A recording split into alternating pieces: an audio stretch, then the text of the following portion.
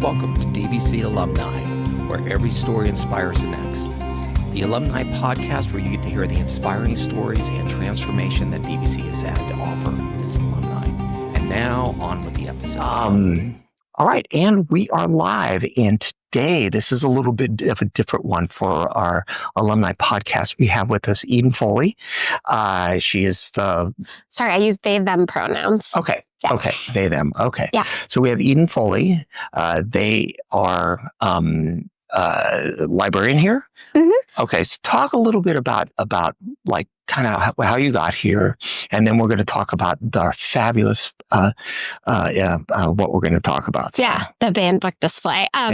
So I am a new librarian. This is my second year as a librarian. I am a product of the community college system myself. Where'd you go to community college at? I went to Berkeley City College. Oh, well, we'll let you in here. That's okay. Yeah. I have a lot of friends that came to DVC. Yeah. And in fact, like I do a lot of teaching here through library workshops and instructions embedded in classes. And I often introduce myself as a community college alum in a Bay Area, born and raised person. And to let my students know that I work in the community college very intentionally. Out of all of the experience I had going to UC Berkeley, going to San Jose State for my master's, community college at Berkeley City College was like the best experience I had. I met such incredible faculty and staff.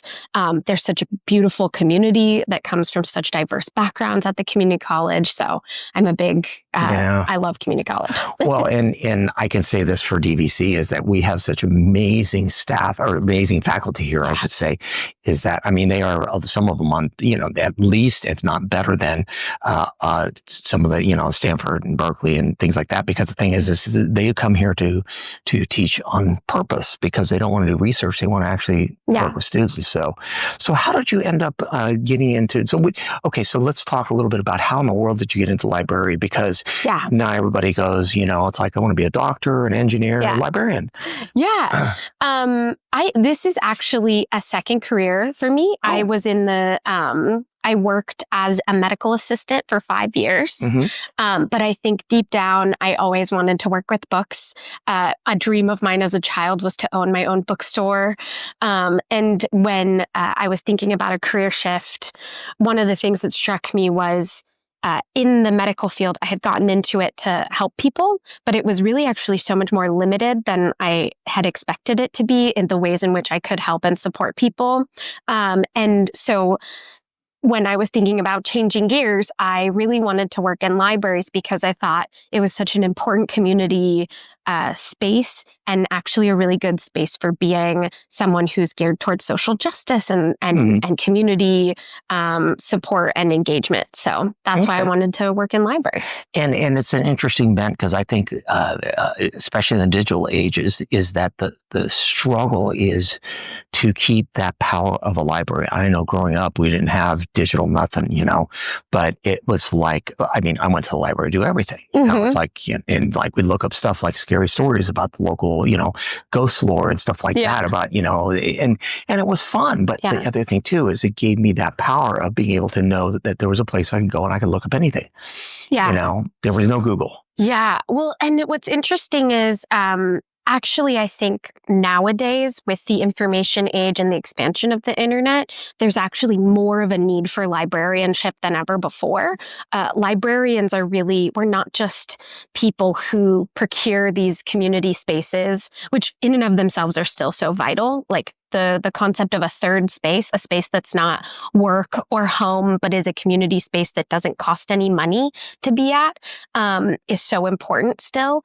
But even as librarians, we're sort of information specialists and guides to information. And so when you have so much information, you actually need more people whose specialty it is to think about how you access that information, how you access it in intelligent ways that are really effective at dealing with misinformation and disinformation. So actually librarianship is like more important now than I think it ever was before. I hadn't really thought of it that way, but you're absolutely right. Because the thing is, it doesn't get printed and you guys kind of act as the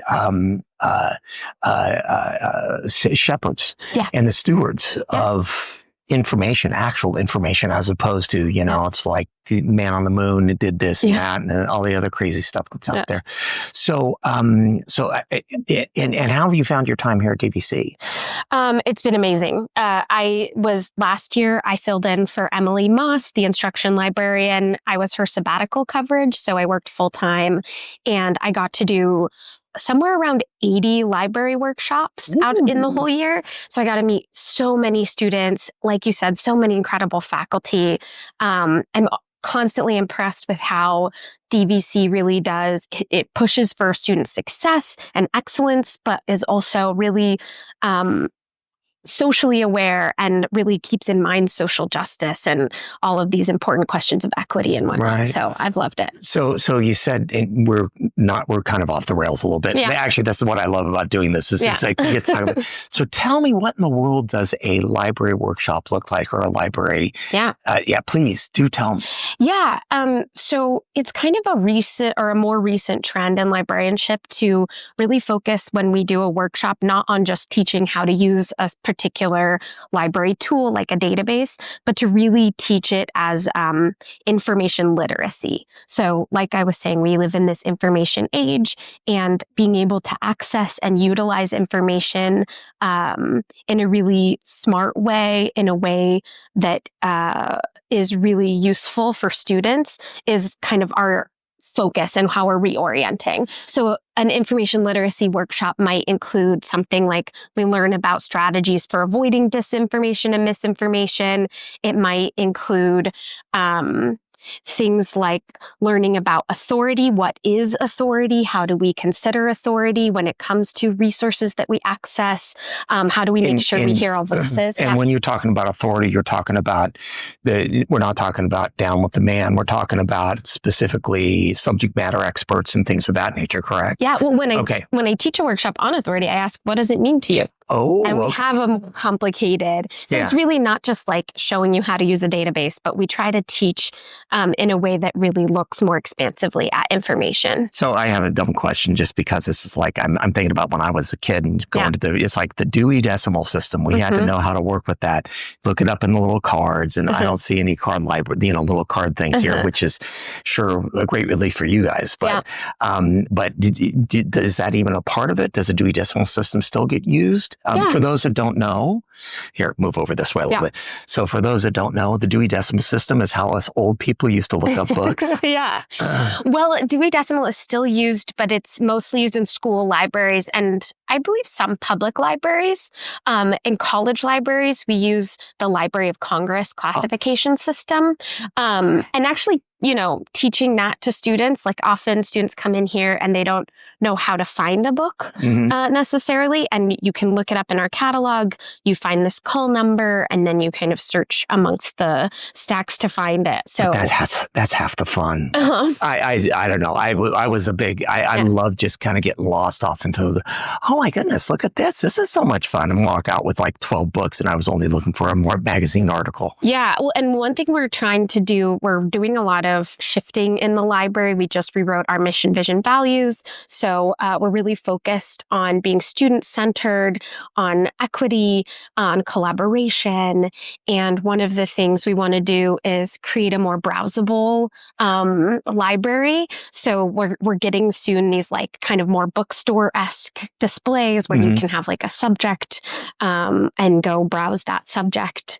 So we're working on kind of reinvigorating that browsability, because I agree it's a really fun part. And I think what's happened is, and I have to admit that I'm as guilty as the next person, is that because I can just look it up on my phone or look it up on my computer. Oh, there we go.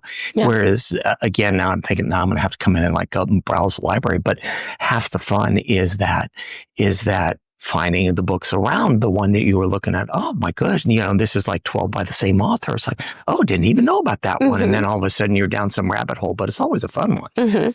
Well, and it's funny, I don't know if you want to do this, but the transition, this makes a nice transition, because one thing we try to do is organize displays too, so that when you come in, you can have that experience in different ways. So for instance, we're doing this Contra Costa Wide community read of a novel, James. That's right. Yeah. That's right. By Percival Everett. And the display right around the corner has a whole shelf that's just a bunch of his other books. So like you said, you can come in the library, be like, oh, what's this community read? And then go, oh, what are all these other books by this author that I enjoyed reading a book by? Yeah, I'm thinking about there's a spoken word poet.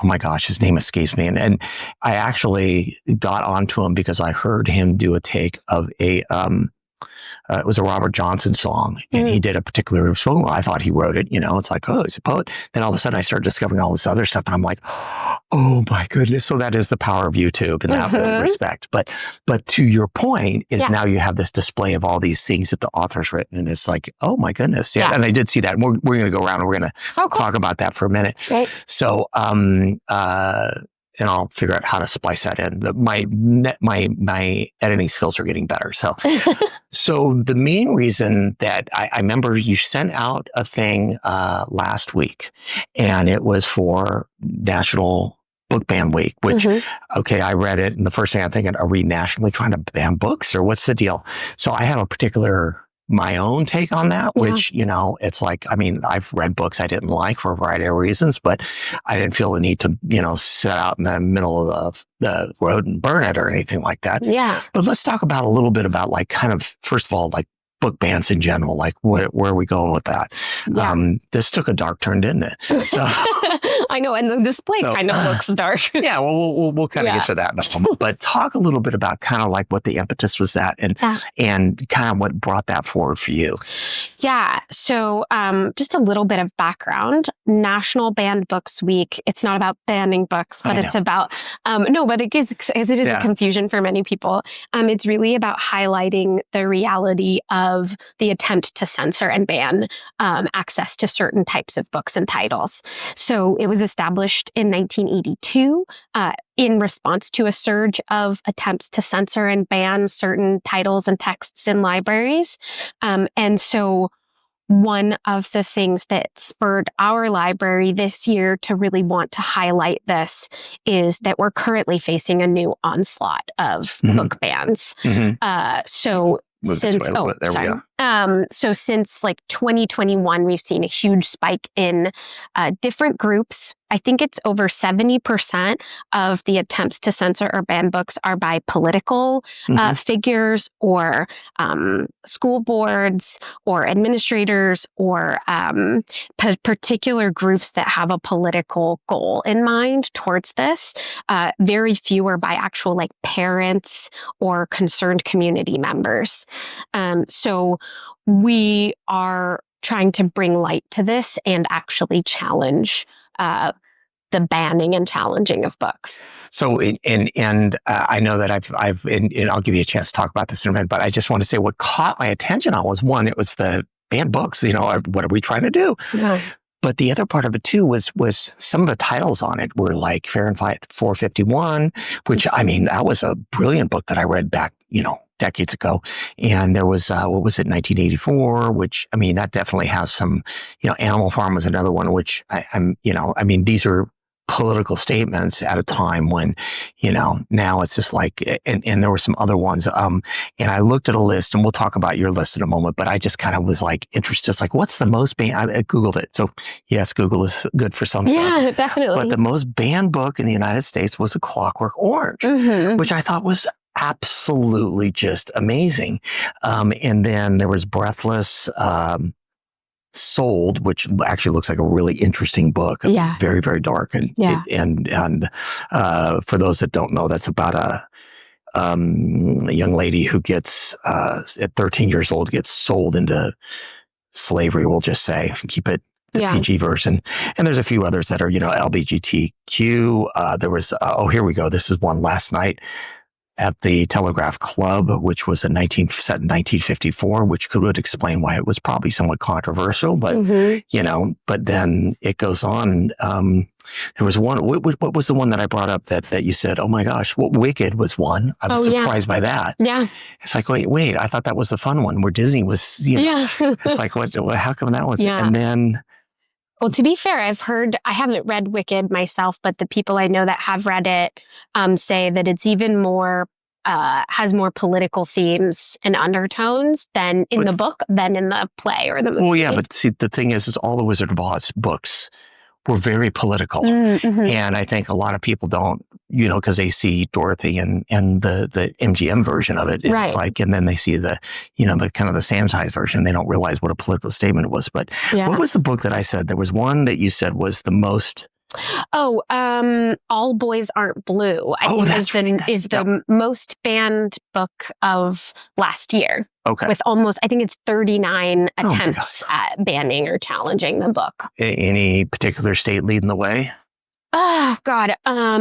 For that book in particular, I can't remember. I think I saw I found a really good website that I can provide the link for. They gave a timeline of the attempts to challenge and ban this book. And I remember a couple of stories were highlighted in Texas and Florida. And in one circumstance that really struck me, so what happens with these challenged books is one of these organizations or an individual poses a challenge, says we should remove this from a library.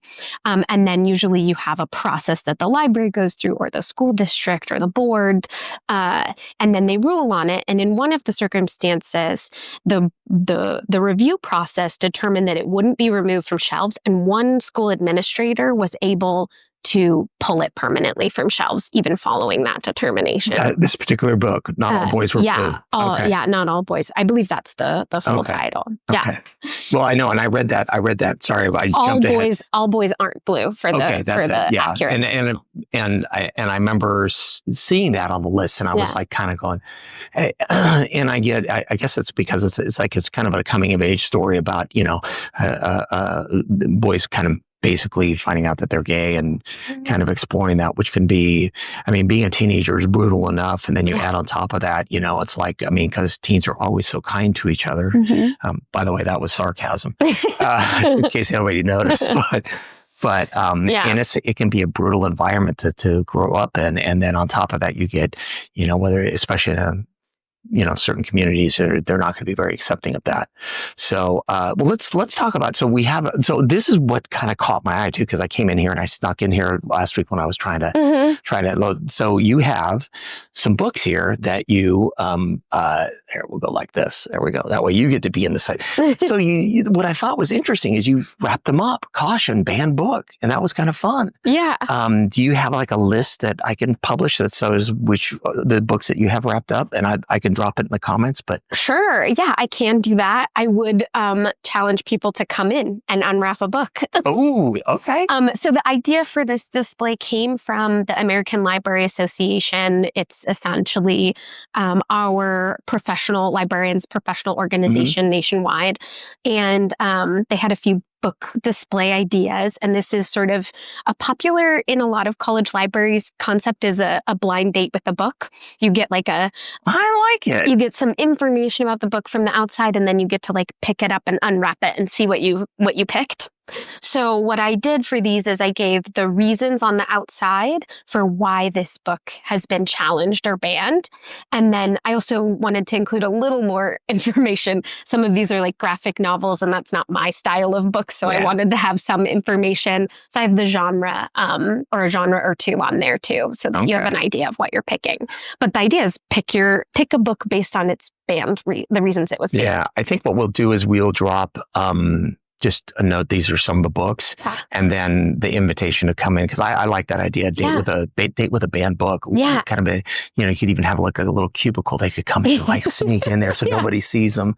So, and so as we move forward, and then we'll go around the corner and we'll go talk about James, the book James, because I do want to talk about that a bit. I know that's a big deal. I think he was coming or did come to LMC to come speak. So he's coming November 8th. He's going to come to Los Medanos College. This is Percival Everett, the author of the book. It's going to be, he's really blowing up right now. Very famous, popular writer. I've read a couple of his books. He's really witty and funny. Oh. I've also watched some of his interviews, and it's just always incredible. So we have this rare opportunity to have him in person at Los Medanos College on November 8th from 11 to 1. Okay, and I'll drop that in the notes also, and then that way, people, if they want tickets or whatever, I imagine it's going to be. Yeah, there is a registration link, and all of the information is also found on the library. DVC Library has a events page now, so you can find the information about those events too. Okay. Yeah. So let's hold. Well, we're going to cut around to the corner, and then we'll come wrap up over here. But okay, we'll come back to banned books because I did have a comment to feed off of what you were saying earlier about LGBTQ identities and all boys aren't blue.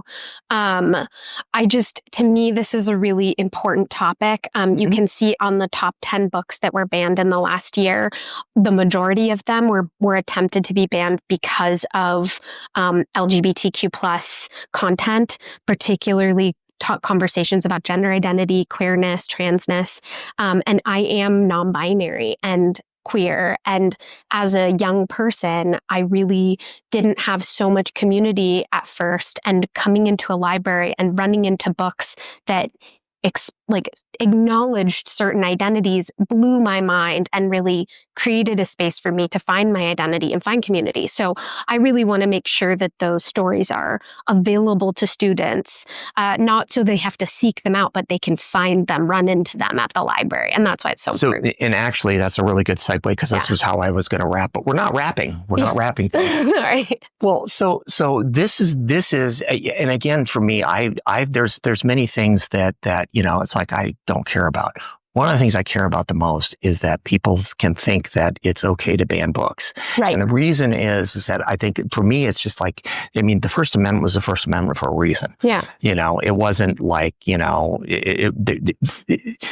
there should be, there could be a parental warning on it. That's fine. Yeah. However, and that's to make us old people kind of feel slightly less uncomfortable because that's part of what, when you get old like me, it's just like most of your life is uncomfortable. Oh my God, those darn kids. But my thing is, I think that is a very important point is that you found a place to learn about your community in a way that was both safe. You weren't going to get yelled at for it. Yeah. And oh my gosh, there's people that think and it just is like an amazing bolt of lightning, I'm sure. Yeah. And what was that like? What was the first book where was there a book or a couple of books where you went, oh my gosh, these are the ones that are talking to me? Off the top of my head, the first books, I just remember seeing titles in the library. I think I saw the title of Middlesex, something like that. And it just made me think. But more recently, I was actually at a public library and there was a book at the Berkeley Public Library and a book was faced out and the title was Am I Trans Enough? And I was like, what a clever title, because now I want to know. Yeah. And I picked up the book and it was like, it made me think about my own gender identity in so many different ways that I'd never thought about. I pass it on to students now, when it is appropriate. And so that kind of experience, I think, is just well, and so I do think that experience is unbelievably important. I think that there do need to be books out there that make people very uncomfortable and have a discussion and go, I don't know about this. And and again, Fahrenheit 451. I'm going to go back to my, the Diary of Anne Frank. There was Go Ask Alice. I remember doing a book report on it I think it was in seventh grade. So this was like early 70s. And my English teacher had a problem with it. She was absolutely just thought that, this was not a book that was appropriate for a seventh grader to read. Because there was a lot of drug theme and sex and all the other stuff. And my mom had to come in and basically defend me, which thank goodness she was an English teacher at one point in her life. Great. But I guess the point is that, there are always going to be books that make people uncomfortable. Yes. And that's where I think the library can create that environment where, to house that, where, everything from all over the spectrum is like is something that speaks to people and kind of explains it. And I think there's also needs to be a place for views that you don't agree with. Yeah. to be housed, because at the end of the day, it's we need to defend the right for somebody to say something we don't like. Yes. And oftentimes people lose track of that. So, Yeah. Maybe that loud. Okay, so I'm getting off down the rabbit hole. So I do want to go around. Let's go talk about James. So, all right, and we are over here for Percival Everett. So talk a little bit about who he is. I mean, if you can kind of explain a little bit about. Yeah, so Percival Everett is an author, mostly fiction writing, and a lot of his books deal with themes of race and society. He is a Black man. I've listened to some really interesting interviews with him, though, where he kind of challenges this idea of like African American or Black literature. He has stories where he like submitted a book to publishers and they said, well, what does this have to do with African American literature? And he was like, it's just a book I wrote. Why is this being asked of me? It's a book. I'm Black. It's like, yes. Yeah. So, he's a really interesting writer. And the book we're reading as part of this Contra Costa County-wide reading program is James. Okay. Yeah. And they can check it out here at this library. Yes. So I think at this library, we may have 1 or 2 more physical copies. We also have 4 ebook copies that people can check out through the DVC library. The public libraries, the Contra Costa public libraries, have a ton of physical ebook, audiobook copies, so you can check them out through there too. Do you want me to talk a little bit about James? Yes, and actually I'm seeing some of the other ones. These are banned books also. Huckleberry Finn, Tom Sawyer. So this is perfect. And then we'll get back to James. Sorry, it's again, like I said, we kind of go. Yeah, this is why this is here. So James is a retelling of the classic story Huckleberry Finn. Really? Yes. Okay. So what Percival Everett did was center the story in James around Jim, the enslaved character in the story. Right. I'm trying to remember what well, I know what he was called and we're not going to say that, but anyways, but no, it's like, I remember reading that as a kid and I think I was in high school at that point. And that was one of the things that even in the 70s, the teacher said, hey, you got to watch the language, Yeah. But it's still a brilliant piece of literature, Yeah. Well, and this book came out, I believe, last year. It became a bestseller. People are talking about it being a new classic. And Everett's really tried to emphasize that he didn't mean to necessarily write a book that cancels out Huckleberry Finn. He says he really wants to be in conversation with Huckleberry Finn. And he just sees this as an opportunity to round out the character and give the enslaved character a lot more nuance. Yes, well, exactly. And the thing is too, is because he actually was a very important character in the book. Yeah. So he wasn't just some person thrown in there just to, but he was a very important character in that book and as part of Huckleberry Finn's journey.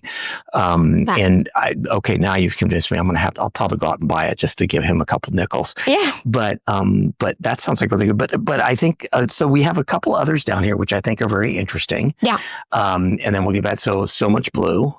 So these books from this shelf to here are Percival Everett's other books that he wrote. Not all of them. So what were the 2 that you've read? Because you said you read 2. Well, I've read James and then I recently read Trees. Okay. Or The Trees. I always call it Trees, but my partner always reminds me it's Trees. I spend half my time, my wife has explained to me how now it's that. I said, all right, princess. Anyways. Trees is it's actually a horror novel. Really? And the premise is that in these places where historic lynchings happened, there are these sort of hauntings that are happening. So it's really interesting. It's also, I would say, like one of my favorite things about Everett is the discussion of these intense topics, but then also with this like twinge of satire and comedy.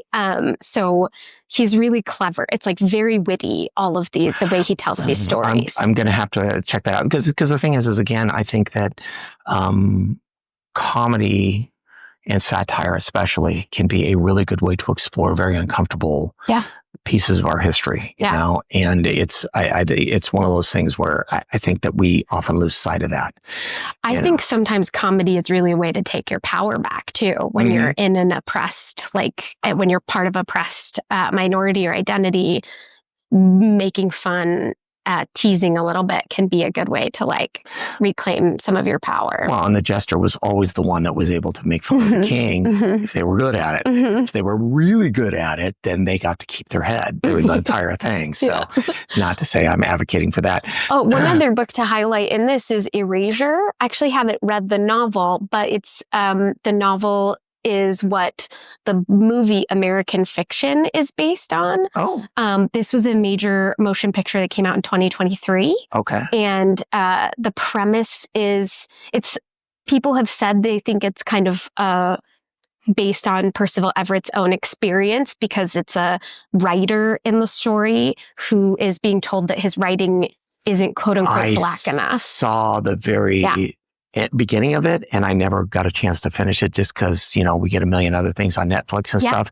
So I'm going to have to, but the actor that plays in this, I absolutely love. Yeah, he's great. He's amazing. Yeah. So now it's like, that's going to go on our watch list. So I think Shelley and I are going to have a chance to do. So we've introduced, so we're definitely going to check these out. So let's talk briefly about Down Here. Yeah. Let's see if we can get a. Yeah. So these down this row are kind of, collected some literary commentary on either, I think over here is mostly conversation about Huckleberry Finn. So this one's like the Jim dilemma, reading race in Huckleberry Finn. This one's satire or evasion, black perspectives on Huckleberry Finn. And so that's what this is. And then these were books that highlighted either information about Percival Everett or had like a short story included in it. All right. So let's go ahead and have you take us out. So one of the things I wanted to talk about a little bit is, you know, we have the whole banned book thing, which for a variety of reasons, I find absolutely offensive. So tell me about, like, in a community, us civilians, it's like, how do we combat that and how do we watch out for that? What's that look like? Yeah, I think one of the things I really wanted to focus on with this is the importance of supporting our libraries. You know, the people who are pushing these bans, like I said, are outside political forces and organizations. And right now, particularly libraries across the board are facing attacks on funding, on public support. So really finding ways to support your library, your local public library, or in the case of the DVC library, we do have a fund, and the more we can raise funds through that, the more we can bolster and strengthen our organization. And these librarians are the ones really trying to push for increased access to information. I just had this vision of mild-mannered librarians like you with the glasses on and stuff, standing out there with the shield and the armor and stuff like that, protecting our books. Well, really. And I also want to say, not just librarians, community activists and organizers also supporting those organizations, and supporting, looking at intersectionality and supporting each other in all of our different struggles. I've talked about my experience as a queer person and the importance of queer literature for me, but also a lot of the banned books have to do with race, with diversity, with ethnicity, and really important themes that are also important for us to kind of stand together in solidarity to support. And really, these are books that are coming under attack because it's easier to take folks that are maybe marginalized to some degree and attack those books and say, oh, no, when the reality is we shouldn't be embracing those folks and those books. Yeah. I mean, we live in a society with a lot of historic inequalities, and I think we've seen in recent years attempts to combat that, to try and transform it, to highlight equity, to highlight really addressing problems of racial discrimination, of LGBTQ rights. And often there can be backlashes when people try to organize and fight for those things. So I think an important thing for us to do, and maybe for me as an educator and a librarian, is to try and find ways to stand up. against that.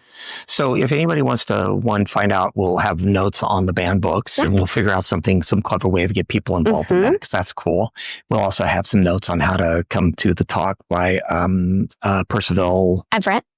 Yeah. And the other thing too is, what if somebody wants to have a question about the library, or they want to help support the library? How would they get a hold of you? Yeah, you can contact me directly. My name's Eden Foley. So my email for DVC is efoley, Foley @dvc.edu. We also have a new and beautiful website. So if you go to, I usually teach students, you just Google DVC Library. Our homepage will pop up there. And in there is a section about donations and how to support the library. If you're faculty or staff, you can set up a monthly donation to our fund. We have a Friends of the Library fund. So really reach out to us if you're alumni and you want to make sure that our library stays strong and continues to be a really important resource to students. We could really use donations to the Friends of the Library Fund. And we'll put a link in the show description to kind of like, this is how you get a hold of the library. Yeah. Well, Eden, thank you so much for taking a little time out and talking to her, because I was like thoroughly, oh my gosh, this is like the most interesting thing ever. It's like, oh, hey. Yeah. So, and we'll wrap this all up, and this will actually, I think this is going to hit the airwaves probably just before Halloween, which makes it extra scary, right? Yeah. I liked that, doing it in accordance with like October and spooky months. Yes. And that was kind of my thing. It's like, I just did one last week that just hit, that was done with an alumni who's now an archaeologist, and she's doing a project she's helping out the Martinez Cemetery, which is the oldest cemetery in Contra Costa County. Wow. And so they're doing some restoration and cleaning it up and stuff like that. Cool. So yeah, October is going to be scary month. So cool. All right. Well, again, thank you very much for your time. Thank you. Appreciate it. Yeah, I appreciate it. Thank you for tuning in to DVC Alumni, where every story inspires the next, the podcast for the DVC Alumni Association. You can contact us at alumni@dvc.edu with any comments, and be sure to leave a like and subscribe to our podcast.